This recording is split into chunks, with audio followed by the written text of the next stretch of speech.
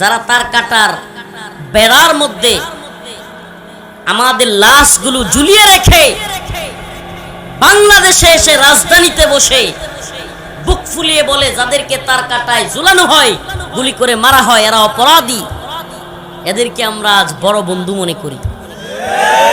যারা আমাদেরকে তিস্তার পানি দেয় না, যারা ফারাক্কা বাঁধ ছেড়ে দিয়ে, বিভিন্ন বাঁধ ছেড়ে দিয়ে এ বাংলার মানুষদেরকে বাসায় নেয়, মানুষকে পশুর মতো মেরে ফেলে, এদেরকে আমরা বন্ধু মনে করি। যাদেরকে আমরা সব দিতে চাই, রেল লাইন নিতে চাও নাও, কয় রেল লাইন বাংলাদেশে নিলে, বাংলাদেশের রেল লাইন নিলে তারা বাংলাদেশের ক্ষতি কি? যেই মহিলা, যেই লোক এই কথা বলতে পারে যে রেল লাইন ঢুকলে ক্ষতি কি বাংলাদেশ দিয়া আরেক দেশের, এত আরেকদিন বইলা বসবে যে বাংলাদেশ নিয়ে গেলেই ক্ষতি কি?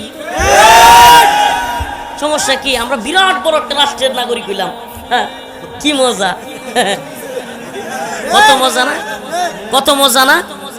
বলতাম না, এই স্বল্প মানুষের মধ্যে এত গুরুত্বপূর্ণ কথাগুলো বলতাম না, কিন্তু বলতেছি কেন জানেন? আপনারা সীমান্তের লোক। আমি এখান থেকে বের হয়ে বিবাড়িয়া পর্যন্ত যেতে পারবো কিনা এটা আমার মাওলা জানে, কুছ পরোয়া নেই আল্লাহ। আমি এগুলো চিন্তাও করি না কোনো সময়। কতদিন আসি, কয়টা খাইতে পারবো, কয়দিন যাবে না যাবে, এটা কার ক্ষমতা আছে?